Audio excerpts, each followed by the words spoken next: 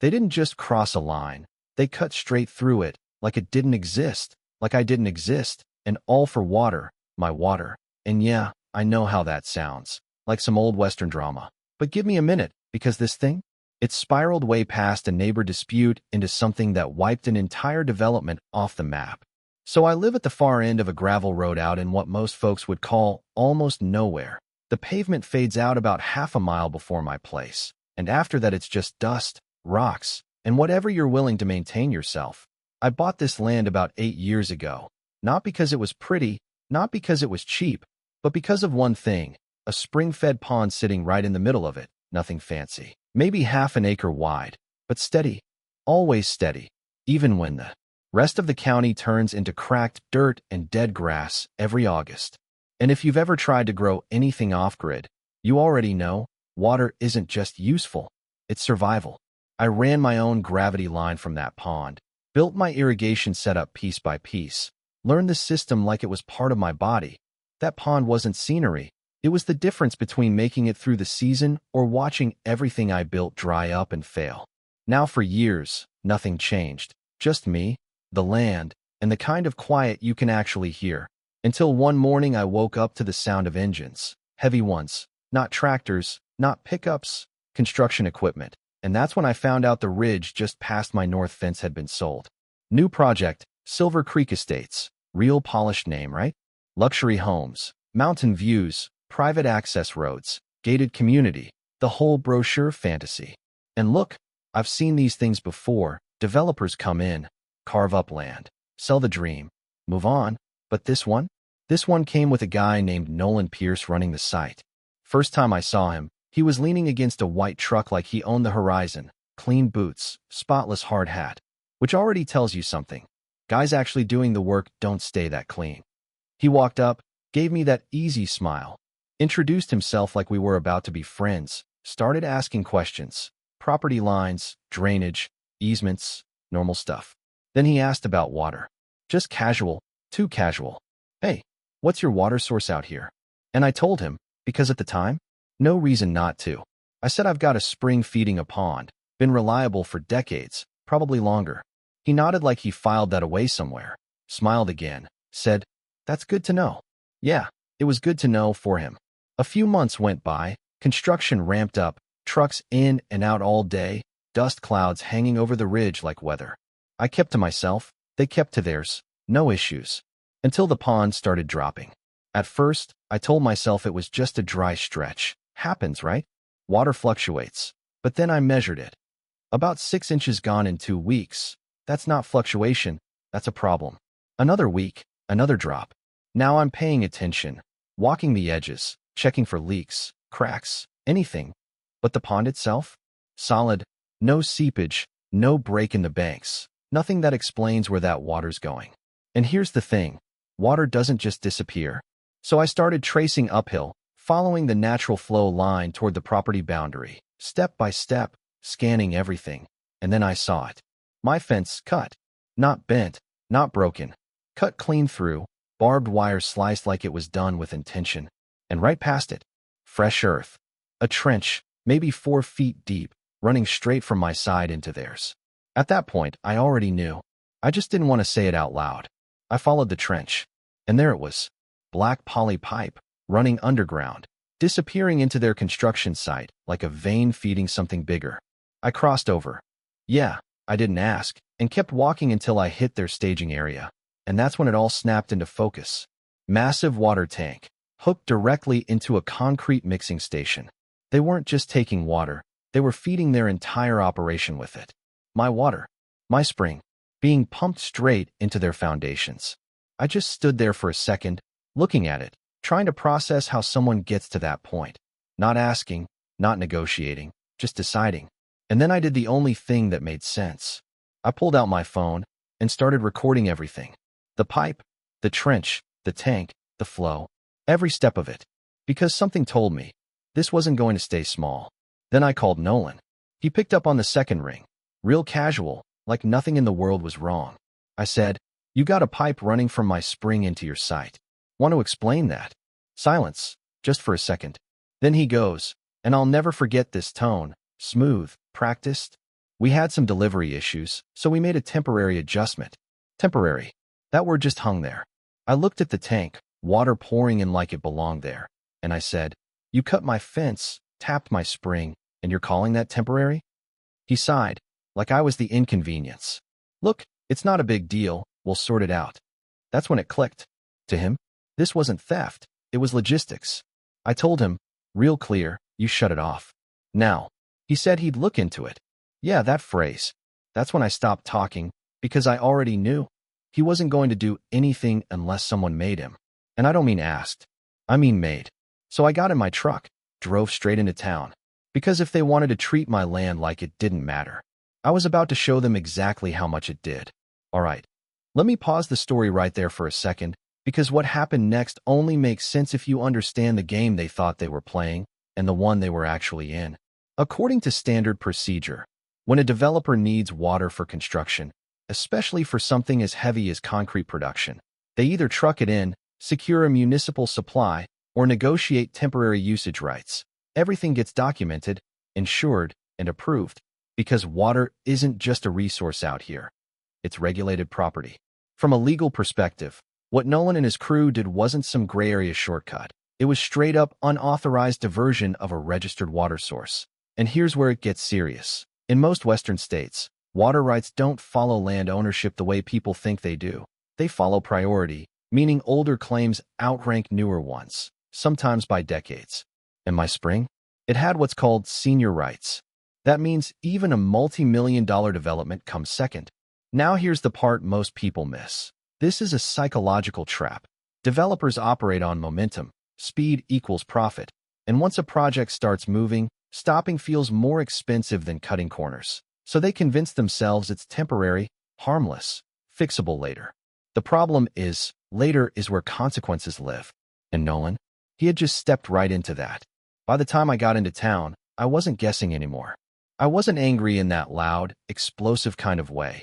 It was quieter than that, sharper, like everything had narrowed down into one very clear objective: stop them, and make it stick. I went straight to a guy named Daniel Reyes, small office, second floor above a hardware store, nothing flashy, but around here, if you've got land, water, or a dispute that actually matters, you go see Daniel. I walked in, didn't waste time with small talk, just set my phone down on his desk and said, "Watch this." He leaned back, arms crossed, quiet the whole time while the video played. The cut fence, the trench, the pipe, the tank pulling water like it had every right to be there.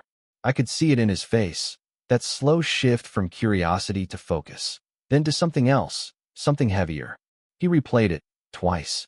Then he turned to his computer, pulled up property maps, scanned through old records, digging through filings like a man who already suspected what he'd find. "Where exactly is the spring head?" he asked. I pointed it out on the map. He zoomed in, cross-referenced something, then nodded once, slow, deliberate. "Yeah," he said, almost under his breath. "They picked the wrong piece of land to gamble with."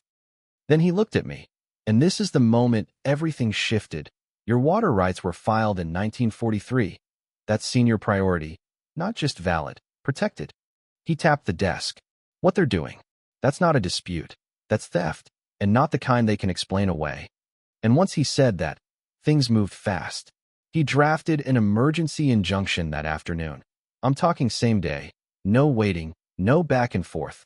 Filed it with the county along with the video, the survey maps, the water rights documentation, everything.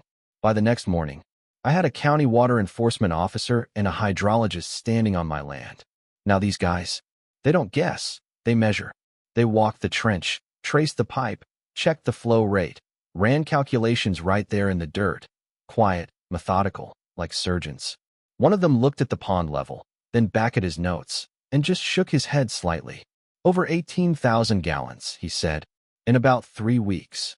18,000 gallons. That's not borrowing. That's extraction." Then they did something I'll never forget. They didn't call ahead, didn't schedule anything. They just walked straight onto the Silver Creek site, and I followed. Workers were moving around like normal, trucks backing up, forms being set, concrete mixers idling. The usual controlled chaos of a big build. Until it wasn't. The officer went straight to the main valve feeding that tank, didn't hesitate, didn't ask permission, just reached out and shut it off. Hard stop. You could feel it ripple through the site. Machines slowing, then idling, then silence.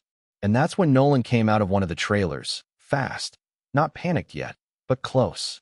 "What's going on?" he snapped, already halfway into defense mode. The officer didn't raise his voice, didn't match the energy, just handed him the cease order. "You are diverting water from a protected source without authorization," he said, calm, flat. "This operation stops now." Nolan glanced at the paper, then at me, and for a second, just a second, I saw it. That flicker of realization. He tried anyway.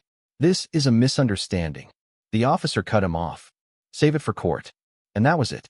No negotiation, no grace period. No, we'll sort it out. Just over. And here's where the real damage started.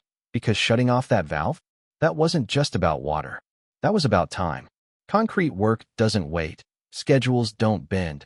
And once you interrupt that chain, everything behind it starts collapsing. First day, delays, crews standing around, trying to figure out what's next.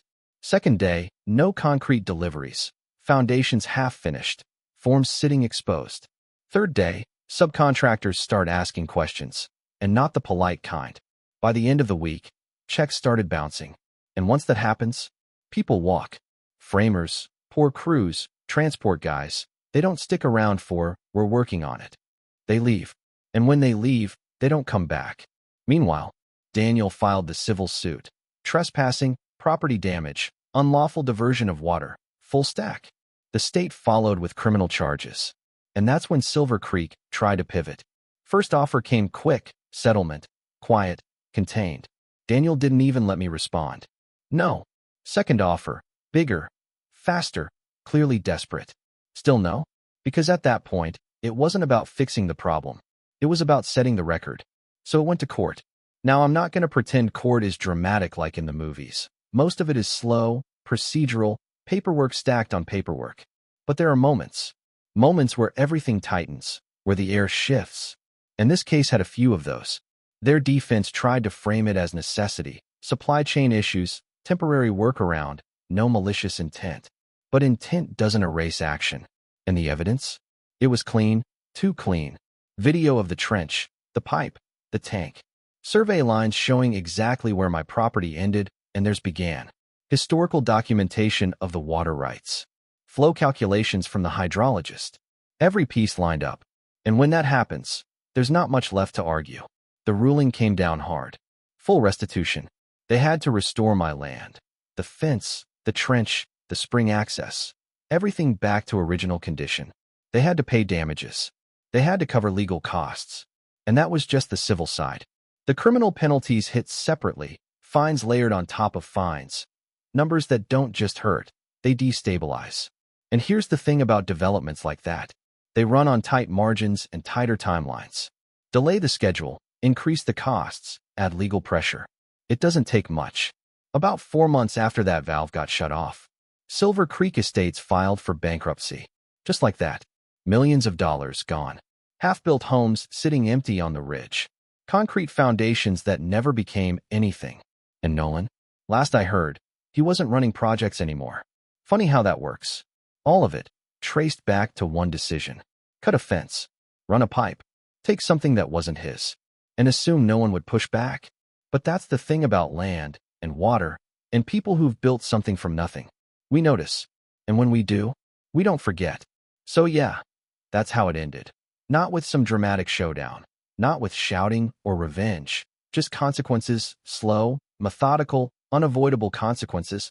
And if you strip the whole thing down, what's left isn't really about water. It's about assumptions. Because Nolan didn't wake up one day thinking, "I'm going to destroy an entire development by stealing water." No. What he thought was a lot simpler. A lot more common. He thought no one would notice. Or worse, that even if someone did, it wouldn't matter enough to stop him. And honestly, that mindset shows up everywhere. People see something small, a fence, a boundary, a quiet property at the end of a dirt road, and they translate that into weakness, into permission. But here's the reality. The lesson here is, the quieter something looks, the more you should assume there's structure behind it, history behind it, protection behind it. Because most of the time, what looks like nothing is actually something built very deliberately. Now, from a legal perspective, this whole situation is almost textbook. You've got unauthorized access, physical property damage, and most importantly, illegal resource diversion. And when you layer that on top of senior water rights, that's not just a violation. That's stepping into a system that's been enforced for decades, sometimes over a century. Water law, especially out west, isn't flexible in the way people expect. It's rigid, prioritized, and very, very serious. And here's where it gets interesting. Because even if Nolan had come to me first, even if he'd knocked on my door, explained the situation, offered compensation, there's a version of this story where things go differently.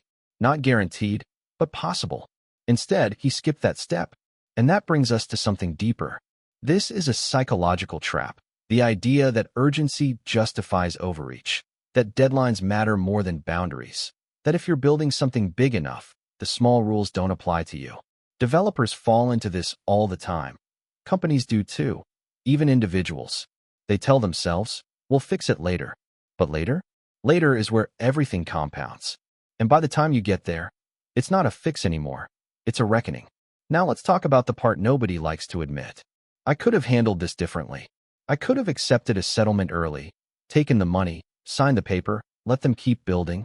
And there are people who would say that's the smarter move. Faster, easier, less conflict. But here's the thing. Some situations aren't just about outcome. They're about precedent. Because if I let that slide, if I signal that cutting through my land, taking my resources, bypassing consent is something you can settle after the fact, then what stops the next guy from trying the same thing? Or worse, going further. So no, this wasn't about revenge. It was about clarity, about drawing a line and making sure it actually means something. And if you own land or property or honestly anything that matters to you, you need to understand that part. Boundaries only work when they're enforced, not loudly, not emotionally, but consistently. And yeah, there's a cost to that. Time, stress, legal fees, all of it. But there's also a cost to letting things slide. It just shows up later, and usually bigger. So here's the question I'll leave you with. If you were in that position, if someone cut into your property, tapped into something you built, and called it temporary, what would you do? Would you shut it down immediately? Or would you try to work it out? And at what point does working it out turn into letting it happen? Because that line, it's not always obvious, until it's already been crossed. And by then, you're either responding to the situation or living with it. Your call.